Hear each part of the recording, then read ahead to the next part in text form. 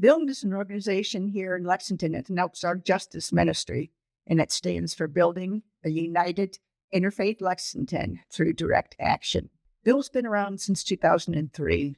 We got involved in 2006. It's a group of 26 congregations, diverse, intentionally diverse, both denominationally, racially, geographically, politically, across the board. We want lots of different kinds of people involved in BUILD. It is the ministry of Jesus, and we have these, the prophets in the Bible. For instance, we have Micah 6:8 that says, "You have been told, O mortal, what is good, and what the Lord requires of you, only to do justice and to love goodness, and to walk humbly with your God." The thing is, in the history of religion, it's always been the priest and the prophets. And the priests are the ones who want to be comfortable, do the sacrifices, but keep the status quo, get the money, have a good life. We're good with God, we're good. The prophets are the ones who challenge the priests and say, hey, come on, it's not just about that. You have to do good. You have to take care of one another. You have to take care of the poor, the people who suffer. God will not be happy with you offering sacrifices if you don't change your hearts into the love of God, which means you have to love one another and take care of the poor and the ones who suffer. So we have to balance out the priestly. We need to worship God, but we need to take care of everybody. And then because it's dangerous if we get only one side, because we get comfortable. I'm good with God. I'm a good person. When I am taking advantage of people or let injustice, whatever happens, as long as I'm fine and have my money and everything.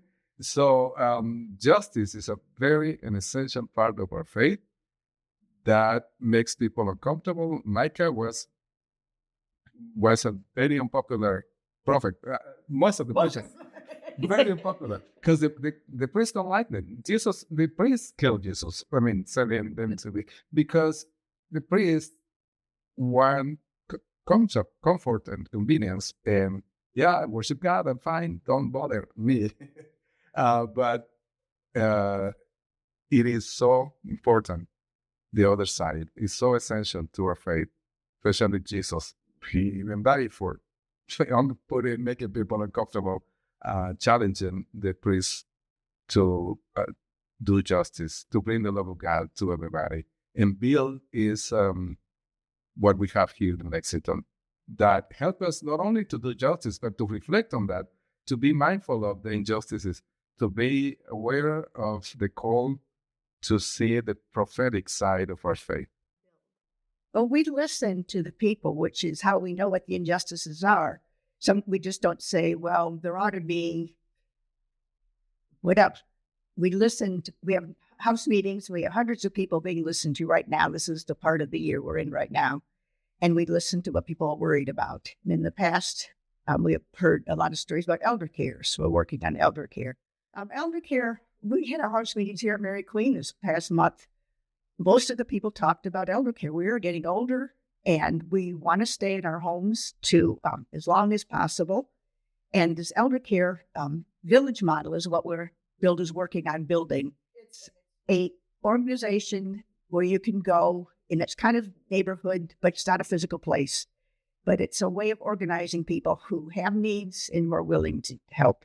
So, say a person wants to stay in their home, but they're having problems with the outside work. They can't get the trash bags, buggies down to the curb, or the gutters need cleaning, whatever. So they could call somebody and say, the village people, and they would say, this person can be trusted, or this neighbor is offered to help with that. And it's just a way of connecting people in a neighborhood to help each other build community and help people stay in their houses for a longer time. So it's anywhere from one person suggested, well, we could have a music group, seniors get together, and we could sing together and build this community. Wouldn't that be healthy for them? So it could be lots of different things kind of centered around the needs and the volunteers in this community.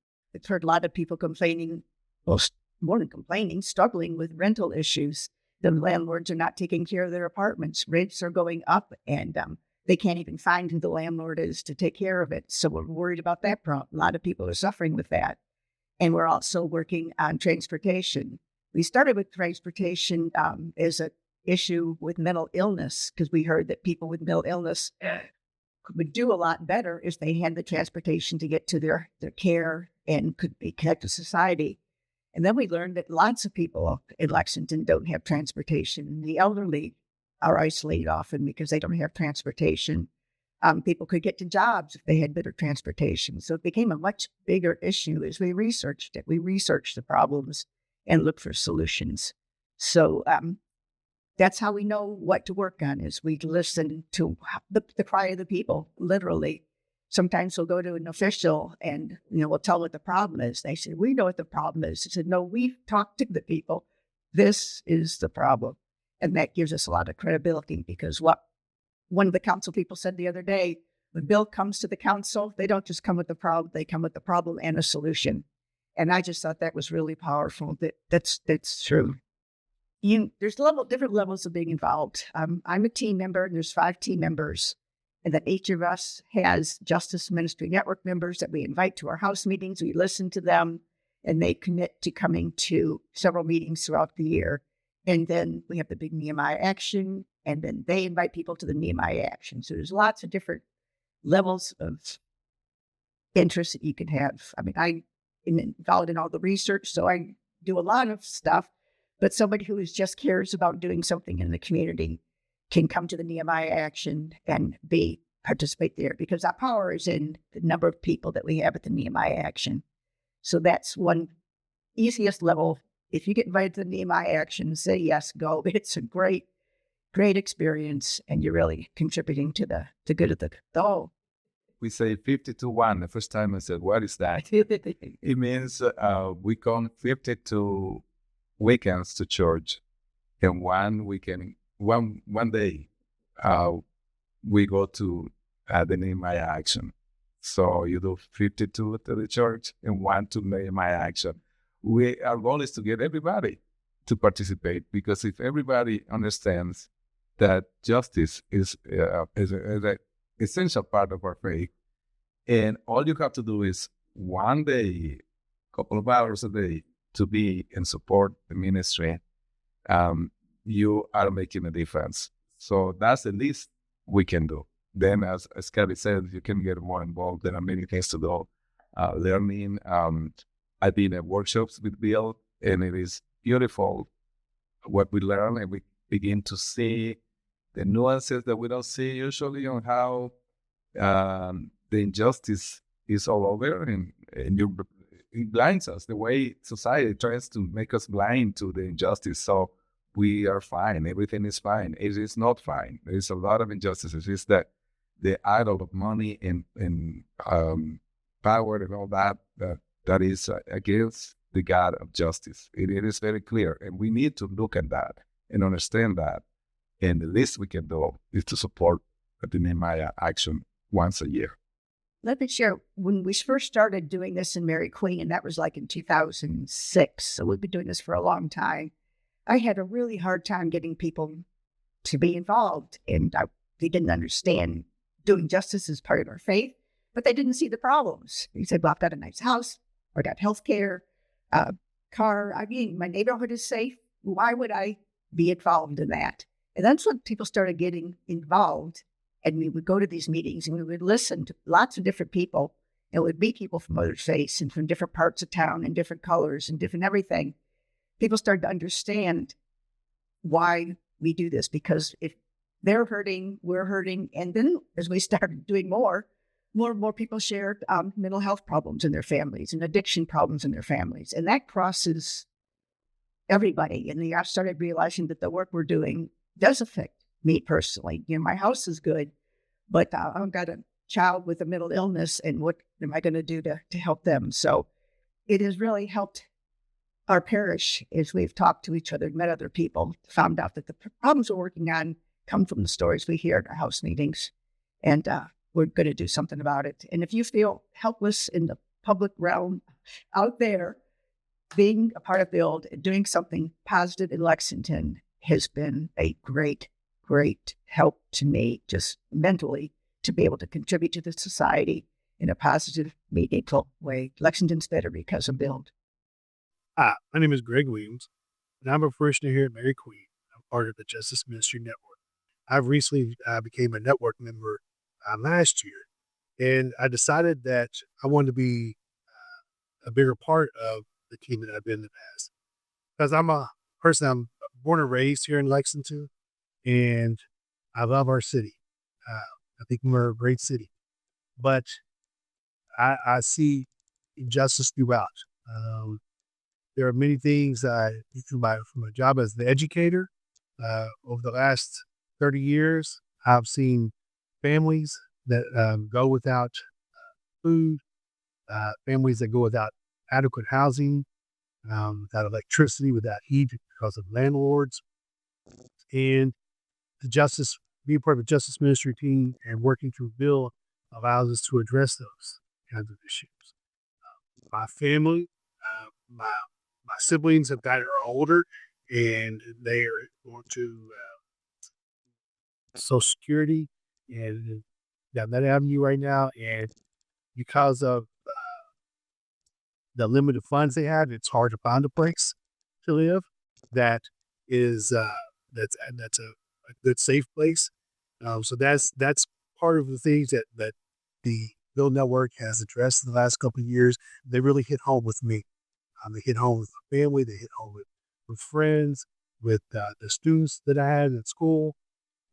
So it's for me to help give Lexington the right push to address those. Praise bands come and we have music about justice. We have people from all over the city. The diversity of it is one of the things that I love the most. We have testimonies. We talk about our problems that we're voting on that time.